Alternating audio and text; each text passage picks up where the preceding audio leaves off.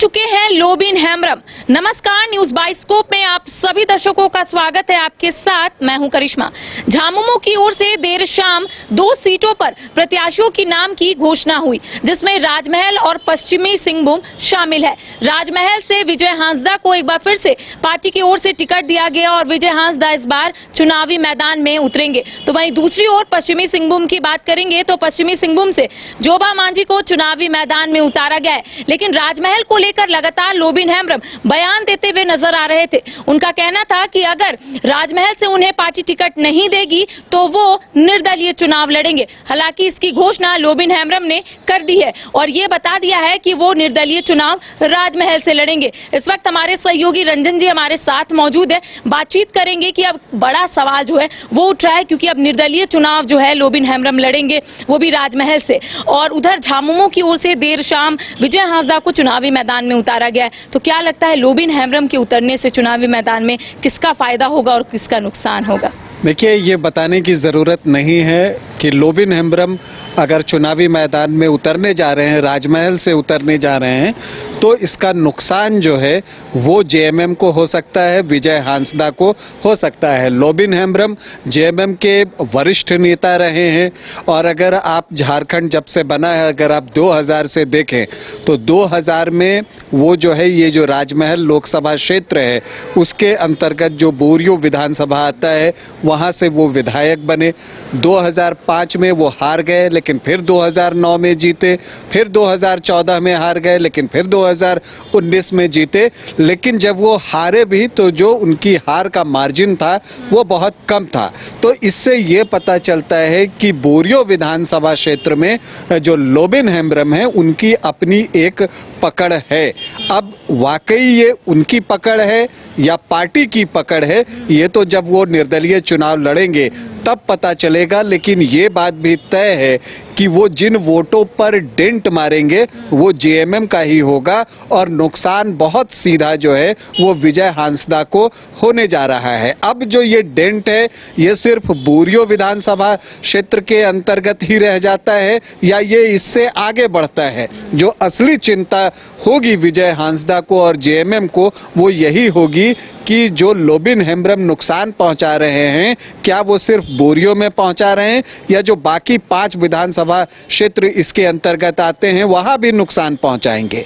हालांकि देखिए, ये जो राजमहल लोकसभा क्षेत्र है वो जेएमएम का बहुत मजबूत गढ़ रहा है, पहले कांग्रेस का रहा करता था और विजय हांसदा जो हैं, जो उनके पिता हैं थॉमस हांसदा, वो भी वहां से 2 बार सांसद रह चुके हैं। तो जो विजय हांसदा हैं वो जेएमएम से चुनाव लड़ रहे हैं, वो जीत की हैट्रिक लगाना चाहते हैं।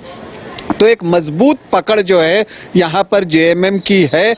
और इससे भी महत्वपूर्ण एक बात और भी है कि जो बरहेट विधानसभा क्षेत्र है जहाँ से पूर्व मुख्यमंत्री हेमंत सोरेन विधायक हैं, वो भी इसी क्षेत्र के अंतर्गत आता है। तो इसलिए यहाँ भी नाक की लड़ाई है और यहाँ भी हर हाल में जेएमएम जो है वो जीत चाहेगा कि किसी भी कीमत पर उसे जीत मिले।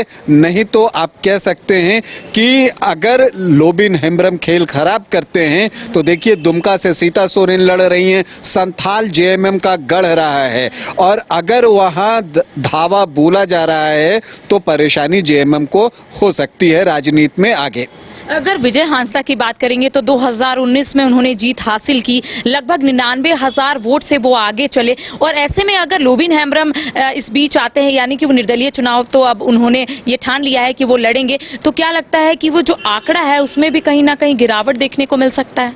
देखिए, आपने क्या कहा? आपने कहा कि लगभग 1 लाख मान लेते हैं, आपने 99,000 कहा कि लगभग 1 लाख वोटों से विजय हांसदा जीते थे। अब अगर विधानसभा में जो वोट लोबिन हेम्ब्रम को मिले हैं उसे आप देखें तो सिर्फ बोरियो विधानसभा में उन्हें 77,000 वोट मिले हैं। अब ये बात भी सच है कि ऐसा नहीं है कि पूरा का पूरा वोट उनका ही होगा, उसमें से कुछ पार्टी के नाम पर मिलता ही है, तो वो वोट होगा। अब अगर इसी रेशियो में या इससे कमतर होकर भी अगर लोबिन हेम्ब्रम जो है वो 1.25 लाख से 1.5 लाख तक वोट ले आते हैं तो फिर विजय हांसदा के लिए परेशानी बढ़ जाएगी। अगर आप विधानसभा वार जाएं अगर यहाँ पर राजमहल में, तो आप देखेंगे कि जो राजमहल विधानसभा क्षेत्र है वहाँ पर बीजेपी की पकड़ जो है वो मजबूत है। ये यहाँ पर देखा था अभी अनंत ओझा जो हैं वहाँ से बीजेपी के विधायक हैं, और जब लोकसभा चुनाव हुआ था तो बीजेपी ने यहाँ बड़ी लीड हासिल की थी जब विजय हांसदा आखिरी बार जीते थे तब भी। लेकिन जो 5 विधानसभा क्षेत्र थे वहाँ से विजय हांसदा ने बड़ी लीड हासिल की थी, उसमें जो है आपको बोरियो भी शामिल था। लेकिन अब अगर बोरियो में, और देखिए बोरियो ताला मरांडी के लिए भी उनका क्षेत्र रहा है, तो ताला मरांडी और लोबिन हेम्ब्रम पुराने प्रतिद्वंद्वी हैं, तो अगर वो दोनों भी बोरियो में लड़ते हैं तो अगर आप यहाँ पर देखें कि ताला मरांडी, लोबिन हेम्ब्रम और विजय हांसदा, बोरियो का अगर आप परिस्थिति समझने की कोशिश करें तो फिर ऐसा लगता है कि अगर लोबिन वहाँ अच्छा वोट लेकर आ जाते हैं तो यहाँ से भी बीजेपी ही लीड कर जाएगी, तो राजमहल और बोरियो जो है वो बीजेपी लीड कर जाएगी। तो क्या ये जेएमएम के लिए चिंता का विषय है? आपने ताला मरांडी का जिक्र किया, भारतीय जनता पार्टी की ओर से उन्हें चुनावी मैदान में उतारा गया 2005 और 2014 में। जहाँ तक मुझे याद है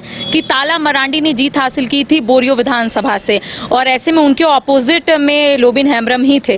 तो क्या भारतीय जनता पार्टी को इसका फायदा होगा अगर लोबिन हेम्ब्रम वहां से निर्दलीय चुनाव लड़ते हैं तो? क्योंकि आपने सही कहा कि ताला मरांडी का भी कहीं ना कहीं जो पकड़ है वो वहां पर मजबूत है, तभी उन्होंने 2005 और 2014 में जीत हासिल की थी। तो उनकी पकड़ मजबूत है। लोबिन हेम्ब्रम जेएमएम का वोट काटते हैं तो नेचुरली इस विधानसभा से जो लीड है वो बीजेपी को मिल सकता है।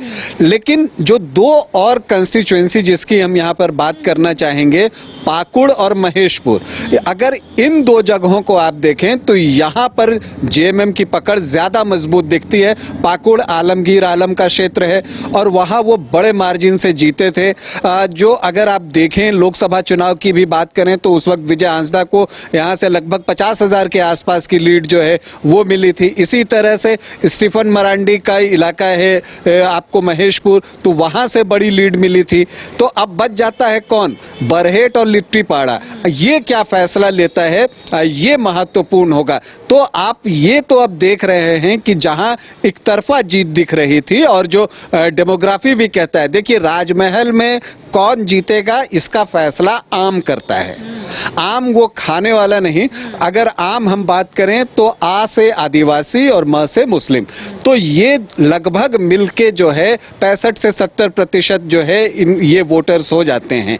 अगर इनका वोट एकमुश्त किसी की तरफ चला जाता है तो वो चुनाव जीत जाता है और ये जेएमएम को सूट करता है। इसलिए मुझे हमेशा लगता रहा था कि अगर इन 14 लोकसभा क्षेत्रों में किसी एक सीट पर जहां की आईएनडीआईए गठबंधन या जेएमएम की जीत की संभावना सबसे ज्यादा है तो वो राजमहल ही है। लेकिन अब जब लोबिन हेम्ब्रम इसमें आ गए तो उन्होंने मुकाबले को त्रिकोणीय बना दिया है, और अगर मुकाबला त्रिकोणीय हो जाता है तो ऐसी परिस्थिति में आप जानिए कि बाजी किसी के भी हाथ लग सकती है, और ये देखना अब दिलचस्प होगा। और अब राजमहल के परिणाम पर भी सबकी नजरें लगी हुई हैं। तो देखिए लोबिन हेम्ब्रम आखिर किसका खेल खराब करेंगे ये तो आने वाला वक्त बताएगा, क्योंकि लगातार लोबिन हेम्ब्रम यही बोलते हुए नजर आ रहे थे कि पार्टी की ओर से अगर उन्हें टिकट नहीं मिलता है तो वो निर्दलीय चुनाव लड़ेंगे। हालांकि आज उन्होंने घोषणा कर दी है कि वो राजमहल से निर्दलीय चुनाव लड़ेंगे। इसके साथ ही झामुमो की ओर से विजय हांसदा को चुनावी मैदान में उतारा गया है। भारतीय जनता पार्टी की बात करेंगे तो भारतीय जनता पार्टी ने ताला मरांडी को चुनावी मैदान में उतारा है, यानी कि राजमहल में त्रिकोणीय चुनाव जो है वो होगा। अब देखने वाली बात होगी कि किस तरीके से जो परिणाम है वो सभी के सामने आते हैं और किस तरीके से लोबिन हेम्ब्रम आने वाले समय में अपनी बातों को जनता के साथ साथ लोगों के समक्ष रखते हैं। फिलहाल मुझे और सहयोगी नूतन को दे इजाजत। नमस्कार।